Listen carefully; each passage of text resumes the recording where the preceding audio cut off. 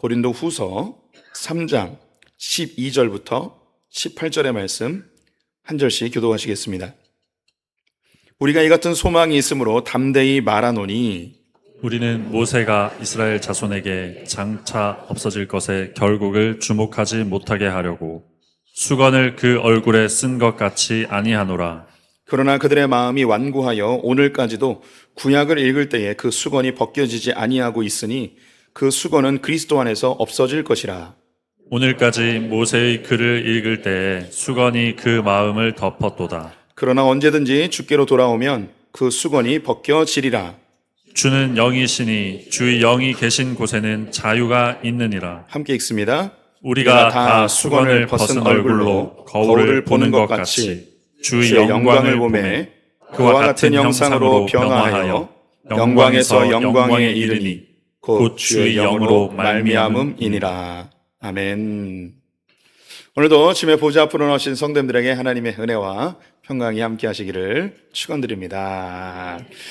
네, 우리 함께 6월달 인사 옆 사람과 나눠보도록 하겠습니다. 예배로 시작합시다.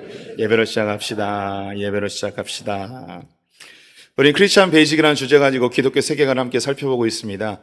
기독교 세계관은 4개의 큰 주제로 이루어져 있죠. 창조, 타락, 구속, 회복입니다. 하나님께서 이 세상을 아름답고 완벽하고 풍성하게 창조하셨습니다. 하지만 인간의 죄로 인하여 세상은 타락하게 되었고 지금 우리가 살고 있는 고통과 고난의 세상이 되었습니다. 하나님은 이 세상을 너무너무 사랑하셔서 고통 가운데 인류가 살아가는 것을 그냥 놔두지 아니하시고 고통의 근본적 원인인 죄의 문제를 해결하기 위하여 자기 아들 독생자 예수 그리스도를 보내셔서 십자가에 달려 죽게 하심으로 이 죄의 문제를 한 번에 해결해 버리셨습니다. 그로 인해서 이 세상은 하나님이 창조하셨던 그 원형의 모습으로 조금씩 회복되어져 가고 있고요. 예수님이 다시 오시는 그날 이 회복은 완성이 되어집니다. 또한 우리 성도님들이 예수를 믿게 되어지면 우리의 삶도 회복됩니다. 예수를 믿기 전과 지금의 모습은 많은 차이가 있으리라고 저는 확신합니다. 또한 예수를 믿는 세월이 흘러가면서 우리의 삶에 많은 영역들이 회복되어짐을 볼 수 있죠. 먼저는 우리가 하나님과의 관계가 회복됩니다. 하나님을 우리의 아버지로 부르게 되고 또 나 자신이 하나님의 형상임을 알고 우리가 얼마나 존귀한 존재인지 깨닫게 됩니다. 이 회복이 나를 넘어서 이 세상으로 흐르게 되죠. 하나님께서 창조하신 이 세상을 하나님의 그 원형의 모습으로 우리 그리스도인들이 즉 교회가 이 모습을 조금씩 회복해 나가게 됩니다. 이것이 우리의 사명이죠. 역사 속에서 교회가 저지른 범죄들이 없지 않습니다. 또 지금 오늘날에도 지탄을 받는 교회들이 있죠. 하지만 큰 안목에서 2000년 역사를 보게 되면 정치, 경제, 예술, 문화, 학문 모든 영역에서 교회를 통하여 기독교인을 통하여서 이 세상이 회복되어져 가고 있고 풍성해져 가고 있습니다. 그래서 우리를 향해 하나님께서는 소금과 빛이다 라고 선언하시죠. 이 소금은 부패를 방지하고 맛을 풍성하게 해줍니다.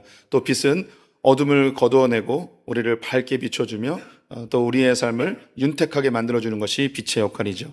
그래서 우리 성도님들이 나는 별것 아닌 것처럼 느껴지시겠지만 하나님의 자녀로서 이 세상을 살아가는 것 그 자체가 죄의 부패를 방지하고 세상을 풍성하게 하는, 즉 다시 말해 하나님께서 이 세상을 창조하셨던 그 원형의 모습으로 우리가 이 시기에 이때에 우리가 담당해야 될 역할이고 우리를 통해서 세상은 회복되어져 간다는 사실을 꼭 기억해 주셨으면 좋겠습니다. 우리 성도님들은 우리가 생각하는 것보다 훨씬 위대하고 존귀하고 뛰어나고 하나님의 보배로운 존재들임을 성도들 꼭 기억하셨으면 좋겠습니다. 옆 사람과 이렇게 인사했으면 좋겠네요. 미처 못 알아뵈서 죄송합니다.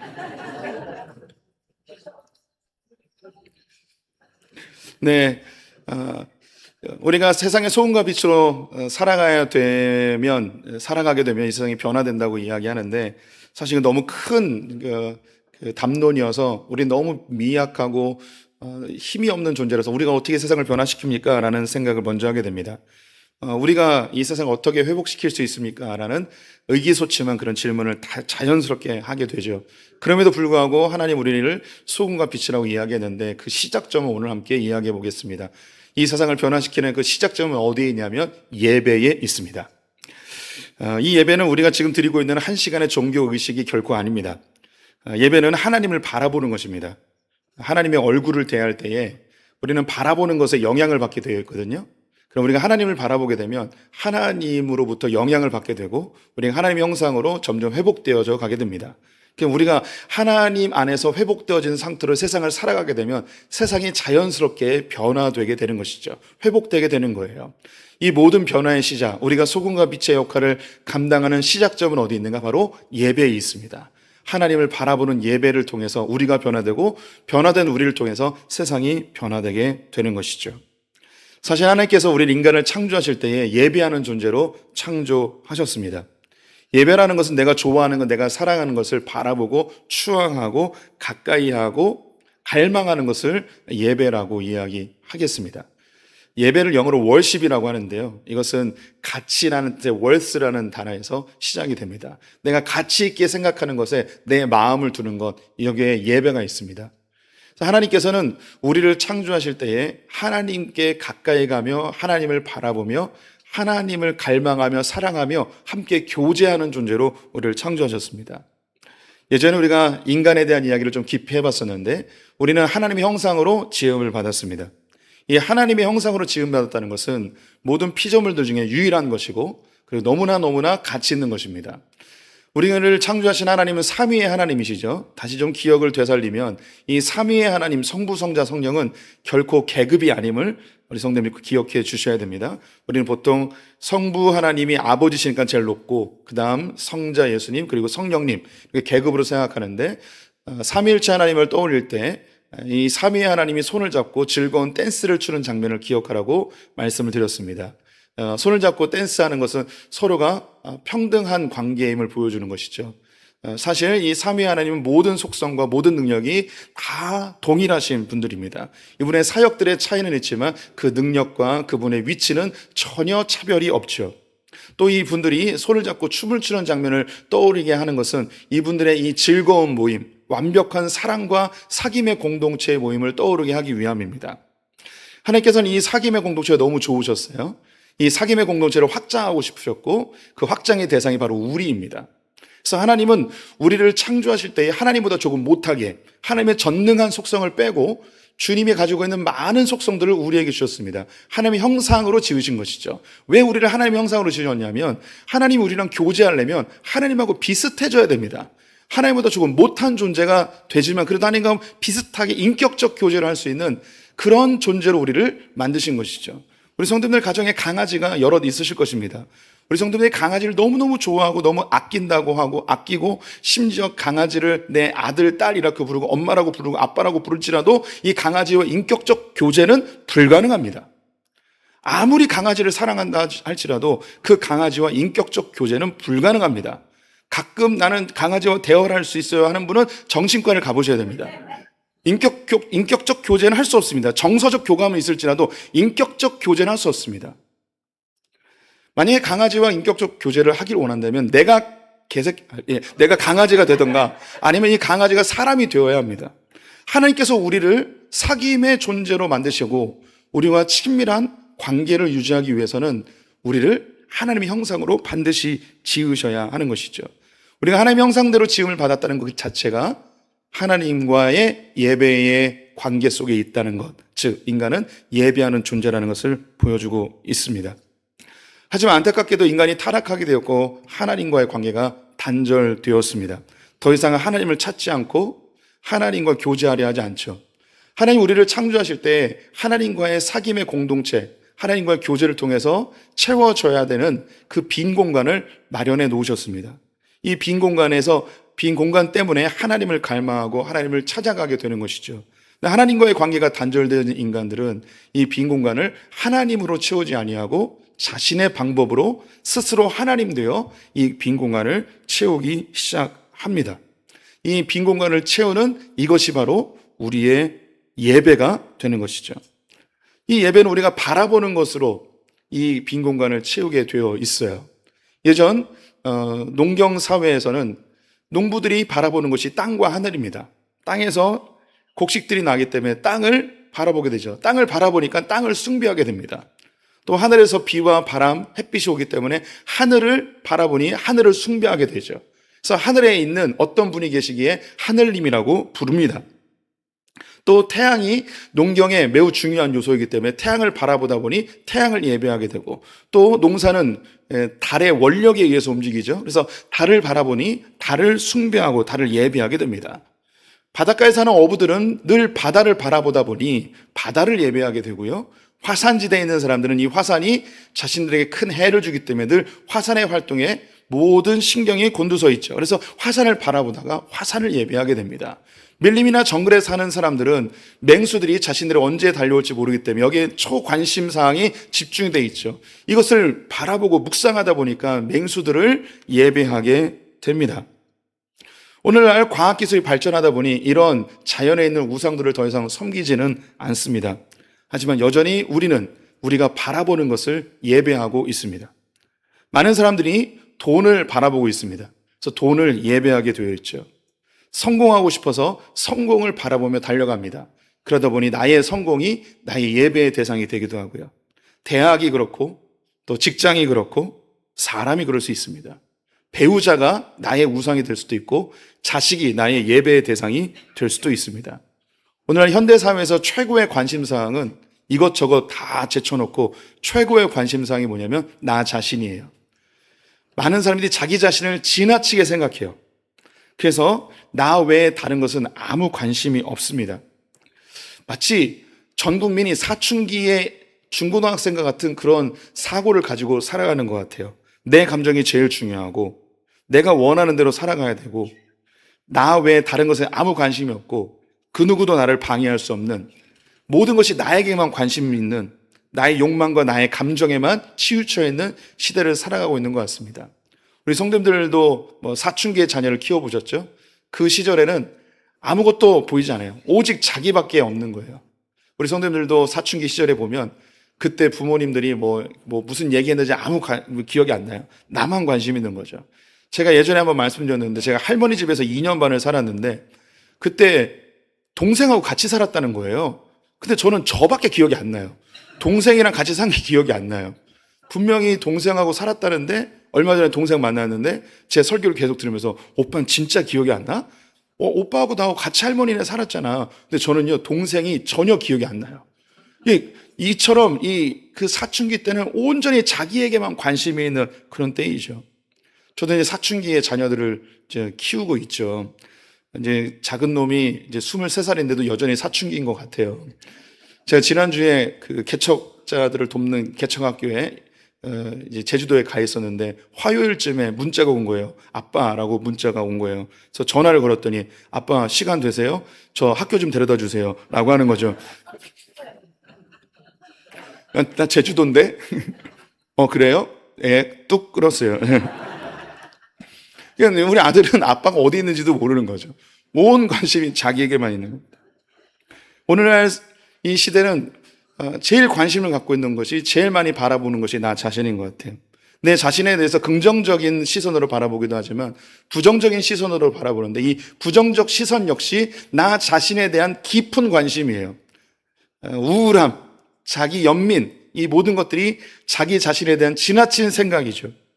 그러다 보니 욕망과 감정에 치우쳐서 노예 생활을 하게 됩니다. 이 감정에서 벗어나지 못하는, 자기 감정이 최우선이 되어지는 감정과 욕망 안에 갇혀져 버린 이 시대를 보게 됩니다. 사람은 바라보는 것을 예배하게 되어 있습니다. 그러나 이것은 교회를 다니고 있는, 지금 예배를 드리고 있는 우리들에게도 결코 예외의 사항은 아닙니다. 우리가 지금 함께 모여서 예배를 드리고 있지만 우리가 무엇을 바라보느냐, 이것은 우리 성도님들 각양 다 다양할 수 있습니다. 내가 하나님께 예배를 드리고 있지만 정말 하나님을 예배하는가? 이건 좀 고민해 볼 필요가 있습니다. 우리가 무엇을 예배하고 있는가를 알 수 있는 두 가지 질문이 있는데요. 첫 번째는 이것만 있으면 너무너무 행복해질 것 같다. 다른 말로 이것만 해결되면 나는 아무 문제 없이 너무 행복할 것 같아 라고 하는 것. 오늘 이 예배에 오셨지만 이 예배 시간에 내 머리는 여전히 이것만 해결되면 너무너무 행복할 것 같다. 이것만 되면 난 아무 근심 없이 살 것 같다. 라고 하는 그 어떤 내가 바라보는 대상이 있을 수 있습니다. 예배를 드리고 있지만 우리의 예배의 대상은 다른 것이 될 수도 있죠. 많은 분들이 어쩌면 경제적인 요소 때문에 힘들어할 수 있습니다. 돈 문제만 해결되면 난 정말 행복할 것 같다. 관계의 어려움을 겪는 분도 있을 거예요. 이 사람만 없어지면, 회사의 그놈만 없어지면, 우리 집안의 이놈만 없어지면 정말 행복할 것 같다 라는 생각을 하게 되죠. 지난주에 가까운 목사님의 어머님이 돌아가셔서 문상을 갔다 왔는데 그 가정에 대한 이야기를 하게 됐어요. 어머님이 약방을 하셨대요. 옛날 약국 전에 약방이라는 게 있었잖아요. 그래서 제가 대뜸 한 이야기가 이거 부유하게 사셨겠네요 라고 했더니 아니래요.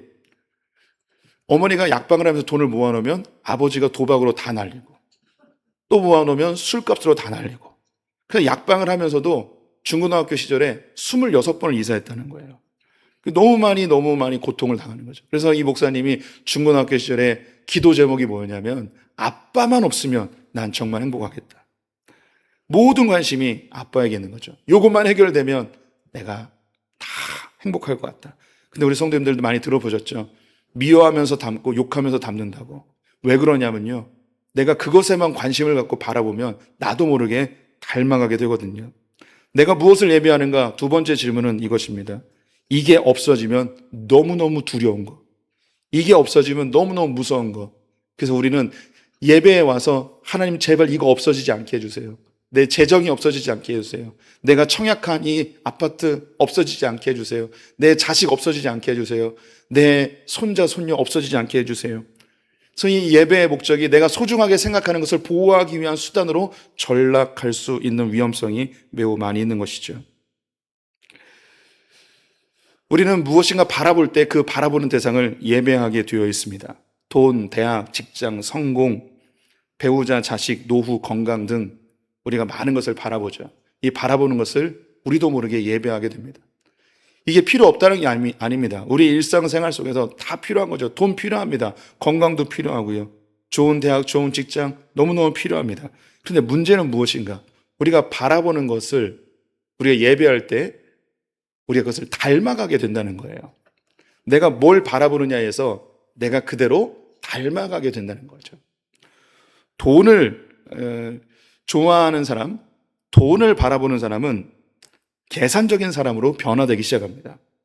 인간관계에서도 이 사람이 나에게 이익이 되는가 손해가 되는가를 계속 계산하게 되죠.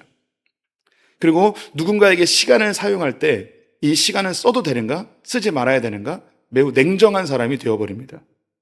돈 자체가 매우 차가운 그 느낌이 있죠. 그래서 돈을 바라보고 돈을 좋아하게 되면 그 인격 자체가 매우 차갑게 변하고 숫자에 민감하게 되고 계산적으로 바뀌는 것을 보게 되죠. 성공을 바라보는 사람은 이 성공을 바라보다 보니 내 인격도 성공을 추구하는 사람으로 바뀌게 되죠. 성공은 다른 사람보다 더 앞서가야 되는 거예요. 그래서 끊임없이 비교하는 사람이 됩니다. 누가 더 나은가라고 따지다 보니 늘 경쟁하는 사람이 됩니다. 다른 사람보다 더 높아져야 되기 때문에 다른 사람을 짓밟아야 되는 냉혈한이 되기도 합니다. 또 나의 윗사람에게 인정을 받아야 되기 때문에 다른 사람을 짓밟기도 하고 비교합니다. 또 내가 이룬 것이 사라질지 모른다는 그 두려움과 불안함 속에 늘 긴장하는 삶을 살게 되죠. 비판하게 되고 다투게 되고 내가 무엇을 바라보느냐에 의해서 내 인격이 형성되고 내 삶이 결정되는 것을 보게 되죠. 어려운 얘기가 아니어도 그냥 가깝게 지내는 사람들끼리는 닮아가게 되어 있습니다. 내가 뭘 바라보느냐에서 닮아가죠. 부부 사이에 전혀 다른 사람이 같이 살다 보니까 얼굴 모습도 닮아가는 것을 보게 되죠. 우리 한창현 목사님 사모님이 우리 교회를 출석하진 않으세요. 다른 교회에서 전도서를 사역하시는데 지난번 장로님들과 식사 자리에 함께 오게 됐어요. 똑같이 생겼어요. 똑같이 생겼어요. 여자 한창현이었어요. 어떻게 이렇게 닮을 수 있을까? 저도 아내랑 20년 넘게 살다 보니까 닮았잖아요. 홀쭉한 게.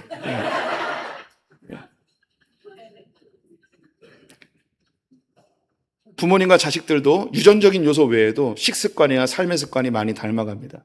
친구들도 같이 지내다 보면 닮아가게 되죠. 제가 대학 1학년 때 저랑 같이 다녔던 친구가 강원도 주문진 출신이었어요. 한 3, 4개월 같이 있다 보니까 이 강원도 사투리가 저에게 배워버리더래요. 같이 있다 보면 닮아가게 되는 것입니다. 우리가 바라보는 것을 닮아가게 되는 것을 성경은 이미 이야기해 주고 있는데요. 시편 115편 5절에서 8절, 좀 길지만 함께 읽어보도록 하겠습니다.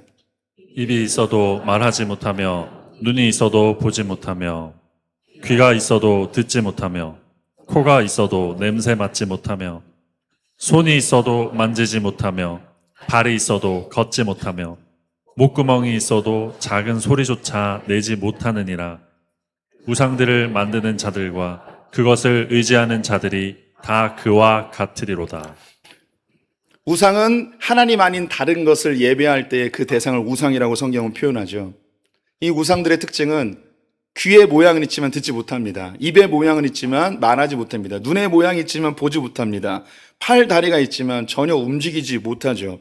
성경은 8절에 너무 놀라운 이야기를 하고 있습니다. 우상을 만드는 자들이나 우상을 섬기는 자들은 그와 똑같이 될 거라는 거예요.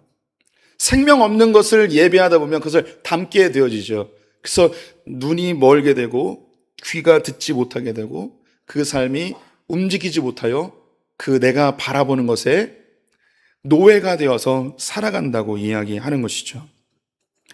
말하지 못하고 듣지 못하는 것을 따라가다 보면 나도 말하지 못하고 듣지 못하는 어리석은 자가 되어버립니다.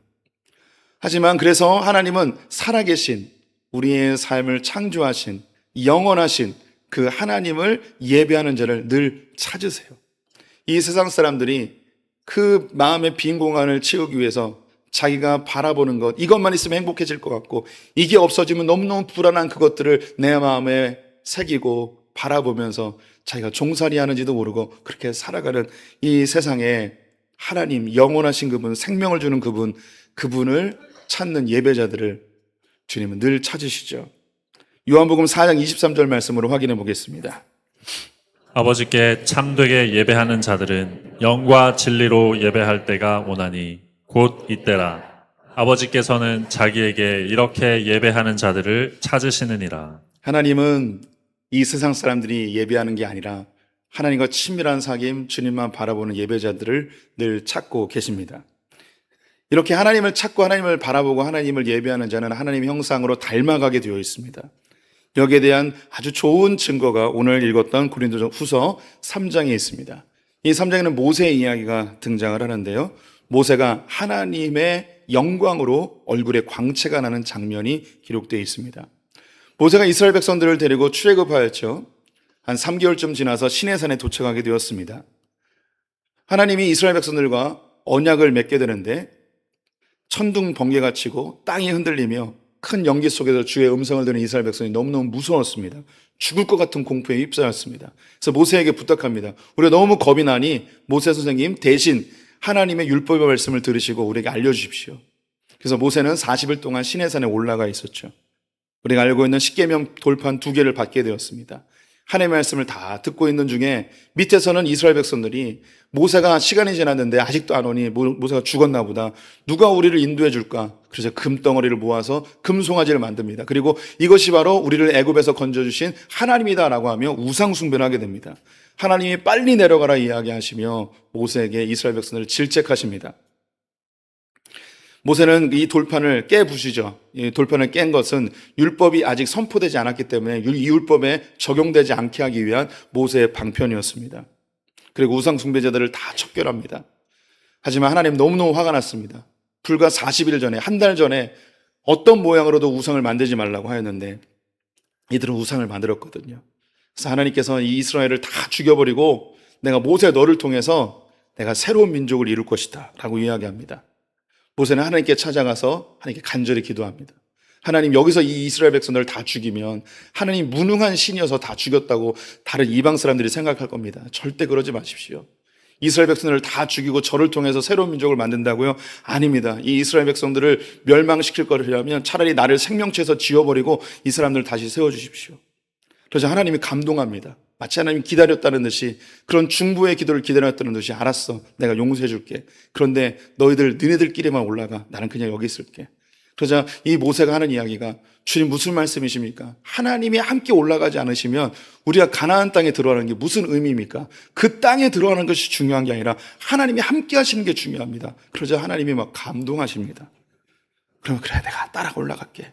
되게 웃기지 않습니까? 막 다 죽인다 그러더니 한마디 하니까 살려줄게. 안 간다 그러니까 같이 가자 그러니까 또 가고.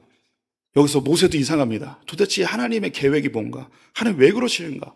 하나님의 이 신비로움, 하나님의 은혜로움, 하나님 자체에 대한 그 궁금증이 너무 가득 찹니다. 도대체 당신 누구십니까? 당신은 어떤 분이십니까? 라고 그 하나님 자체에 대한 궁금증이 너무 차올라서 모세가 하나님께 질문합니다. 주님, 주님의 영광을 보고 싶습니다. 그러자 하나님께서 사람이 하나님을 보게 되면 죽을 수 있으니 하나님의 얼굴을 보여주지 않고 등을 보여주십니다. 이 등을 보았을 때 모세의 얼굴이 광채로 빛나게 되죠. 하나님을 바라봤을 때 그가 하나님의 형상의 그 아름다운 빛된 모습으로 바뀌게 됩니다. 모세가 내려와서 백성들 앞에 섰을 때에 이 광채를 수건으로 가립니다. 수건으로 가린 이유는 무엇이냐면 그의 얼굴이 광채로 빛나니까 모세에게 집중하는 거죠. 그런데 이 광채는 어디로부터 왔냐면 하나님의 영광의 빛으로부터 와서 이 광채가 생긴 거거든요. 그런데 사람들은 모세에게만 집중하고 이 빛의 근원인 하나님을 보지 못하기 때문에 이걸 가리웠어요. 우리는 달을 볼 때 반짝입니다. 하지만 이 달은 결코 빛을 발하는 행성이 아니죠. 태양빛이 반사된 거죠. 우리가 자칫 달만 보면서 야, 저 달은 너무너무 빛을 잘 비추는구나. 아니에요. 그 빛의 원류는 어디였냐면 태양이었던 거죠. 모세가 얼굴을 가린 것은, 수건으로 가린 것은 이 광채로 인해서 하나님을 보지 못하고 눈에 보이는 것에만 집중하는 것을 막기 위함이었습니다. 그 이후로 이스라엘 가운데는 영광이 더 나타납니다. 성막 가운데도 하나님의 영광이 나타나고 성전에도 하나님의 영광이 나타납니다. 법궤 위에, 번제단 위에, 제사 가운데 하나님의 영광이 나타나게 되죠. 그런데 안타깝게도 이스라엘 백성들은 그 영광의 실체이신 하나님을 보지 못하고 그들의 눈에 보였던 성막에 관심을 갖고 성전에만 집중하고 번제단에 집중하고 법궤에만 집중하고 예배 행위에만 집중하는 일이 발생하게 되었습니다. 그들은 수건으로 가리워졌음에도 불구하고 그 안에 있는 하나님의 실체를 보지 못하고 눈에 보이는 것만 보고 있었던 것이죠. 모세가 율법을 통해서 하나님의 말씀을 전하였는데 이 율법에만 관심이 있고 이 율법을 주신 하나님에 대해서 관심이 없는 그 모습을 이스라엘 백성들이 보여줬죠. 그런데 이제 새로운 때가 되어서 이 수건이 가리워지고 거두어지고 그 영광의 실체가 드러나는 때가 되었다고 합니다. 오늘 본문 16절, 17절 말씀 같이 읽어보겠습니다. 그러나 언제든지 주께로 돌아가면 그 수건이 벗겨지리라. 주는 영이시니 주의 영이 계신 곳에는 자유가 있느니라. 주께로 가게 되면 이 수건이 거두어진다고 합니다. 그 영광의 실체가 드러나게 된다는 것이죠. 근데 이 영광의 실체가 누구에게 드러나는가? 주의 영이 계신 곳에 자유함이 있다고 합니다. 우리를 가로막고 있던 모든 것들이 거두어지고 그 영광의 실체를 볼 수 있다는 것이죠. 주의 영이 있는 곳, 그곳에서 이 하나님의 영광이 드러나게 된다는 거죠. 그것을 바라보게 될 때 우리의 삶이 변화됩니다. 그럼 주의 영이 계신 곳이 어딜까요? 그것은 바로 예수 그리스도를 영접한 자들 가운데 주의 영이 임하게 되는 것이죠. 예수 그리스도가 십자가에 달려 죽으시며 하나님께로 가는 그 휘장의 길을 찢어버리셨습니다. 그리고 우리 안에 성령님을 주셔서 하나님과 다시 교제하며 사귀며 주님을 대면하고 주님과 대화할 수 있는 그런 친밀한 관계로 우리를 만들어 주셨죠. 이 가운데는 그 어떠한 장애물도 없이 자유롭게 주님을 만날 수 있게 되어집니다. 단지 이 한 시간의 예배의 형식으로만 하나님을 만나는 것이 아니고 우리 성도님이 어느 곳에 있든 어느 때든 어느 장소에서든 하나님을 만날 수 있고 찾을 수 있고 대화할 수 있고 기도할 수 있는 모든 것이 자유케 되어지는 놀라운 역사를 경험하게 되는 거죠. 한 시간의 예배가 아니라 우리의 삶 전체가 예배로 바뀌어지는 놀라운 역사를 경험하게 됩니다. 특정한 목회자, 담임 목사의 설교를 통해서만 하나님의 말씀을 듣는 것이 아니고 우리 성도님들이 각자의 삶의 자리에서 하나님과 대화하며 하나님의 말씀을 통해서 주의 음성을 듣는 이 자유함을 얻게 되는 것이죠. 그 일을 예수 그리스도께서 행하셨습니다. 예수님께서 십자가에 달려 죽으시며 하나님께로 나아가는 그 길을 여셨습니다. 이제 우리 성도님들은 하나님을 만날 수 있습니다. 주님은 하나님을 예배하는 자를 찾으십니다. 우리 성도님들은 이 권세를 가졌습니다. 언제든지 찾아 나가십시오. 그럼 주님을 찾는 자들에게 어떤 변화가 있는가? 18절 말씀 함께 읽어보겠습니다. 우리가 다 수건을 벗은 얼굴로 거울을 보는 것 같이 주의 영광을 보매 그와 같은 형상으로 변화하여 영광에서 영광에 이르니 곧 주의 영으로 말미암음이니라. 모세가 하나님의 등을 봤을 때, 하나님의 영광을 봤을 때 그가 빛된 형상으로 광채가 빛난 것처럼 우리가 하나님을 바라보면, 하나님을 찾으면, 하나님을 예배하면 우리가 그 하나님의 영광으로 인하여 우리가 영화롭게 되어집니다. 하나님을 예배하면 우리가 하나님의 형상으로 회복되는 거예요. 그리고 우리가 삶의 자리에서 이 삶을 살게 되면 이 세상이 변화되는 것이죠. 우리의 변화의 시작은 예배입니다. 우리 성도님들 모두 변화되길 원합니다. 보다 나은 사람이 되길 원하죠. 신앙인이기 때문에 더 하나님을 닮아가고 싶어 합니다. 우리는 종종 그런 말을 합니다. 더 노력하겠습니다. 더 열심히 예배하겠습니다. 더 견뎌보겠습니다. 더 인내하겠습니다. 내가 이번에는 결단해서 기필코 이루어 보도록 하겠습니다. 라고 하지만 사실 우리는 얼마나 많이 넘어집니까? 예, 순종의 노력, 결단 필요합니다. 하지만 근본적 변화는 어디에서 시작되는가? 하나님을 바라볼 때 예배에서 시작됩니다. 우리 성도님들 매주마다 드리는 이 예배가 별것 아닌 것 같지만 아닙니다. 우리의 삶이 흐트러진 것을 다시 정돈하고 하나님을 바라보는 겁니다. 수십 년째 예배를 드렸음에도 불구하고 내 삶이 변화되지 않았다라고 한다면 우리가 무엇을 정말 바라봤는가를 점검해 봐야 됩니다. 나는 하나님께 예배를 드린 듯 하였지만 하나님을 이용해서 우리는 돈을 바라본 걸 수 있습니다. 하나님을 조종해서 성공을 바라본 걸 수 있고요. 하나님께 예배한다고 하면서 내 자식을 바라보고 사람을 보고 내 사업을 보고 하나님 아닌 다른 것들을 보고 있을 수도 있습니다. 그럼에도 불구하고 이 자리에 오신 건 너무너무 잘하셨습니다. 하나님께 예배하면, 즉 하나님을 바라보면 우리의 삶이 반드시 변화되어집니다. 그래서 몇 가지 권면의 말씀 드리겠습니다. 먼저 우리의 예배를 점검해 보십시오. 내가 정말 이 예배 시간에 혹은 내 삶에서 무엇을 바라보며 살아가고 있는가? 또 이 예배 시간에 하나님을 온전히 바라보는가? 찬송 시간, 기도의 시간, 설교를 듣는 시간, 헌금하는 시간, 이 예배를 전적으로 주님께 집중하는 예배인지 점검해 봐야 됩니다. 또한 우리의 삶의 예배를 중심에 두십시오. 그래서 우리 선배님들이 주일 성수를 신앙의 가장 기본 중에 기본으로 택한 것입니다. 이 예배를 통해서 우리는 하나님을 매주마다 바라보죠. 우리는 월화수목금토일이 아니죠. 일월화수목금토죠. 주일을 그 주의 시작으로 여기고 하나님께 우리가 바라보며 한 주를 살아가게 됩니다.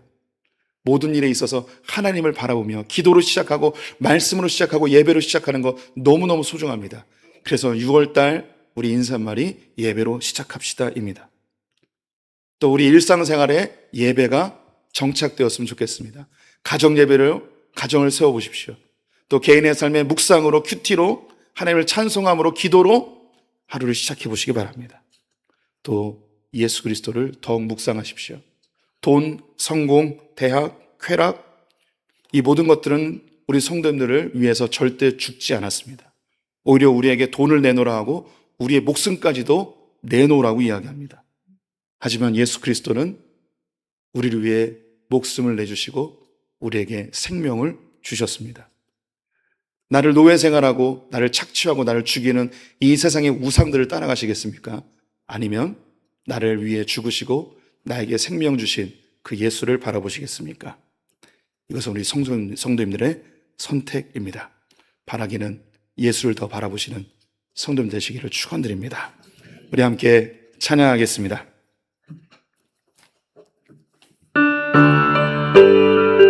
우리의 삶에 평생 주님만 바라보며 주의 영광이 나의 삶에 영광 되길 바라는 마음으로 함께 찬양합니다. 내 눈 주의 영광을 보내. 내 눈 주의 영광을 보내. 우리 가운데 계신 주님 그 빛날 영광 온 하늘 덮고 그 찬송 온 땅 가득해. 내 눈 주의 영광을 보내. 찬송 가운데 서신 주님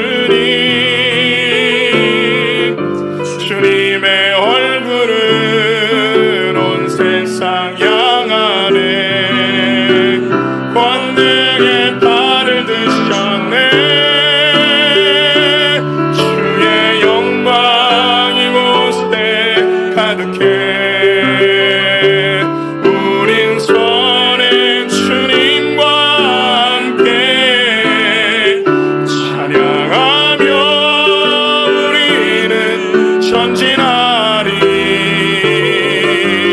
모든 열방 주 올 때까지 하늘아버지 우리 새롭게 하사 열방 중에서 주를 섬기게 하사 하늘아버지 우리 새롭게 하사 열방 중에서 주를 섬기게. 다시 한번 고백합니다. 하늘아버지 우리 새롭게 하사 열방 중에서 주를 섬기게 하소서.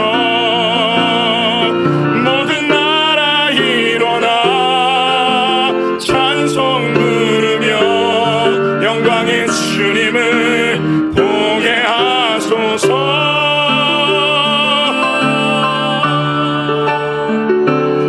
주의 영광 이곳에 가득해. 우린 선의 주님과 함께 찬양하며 우리는 전진하리.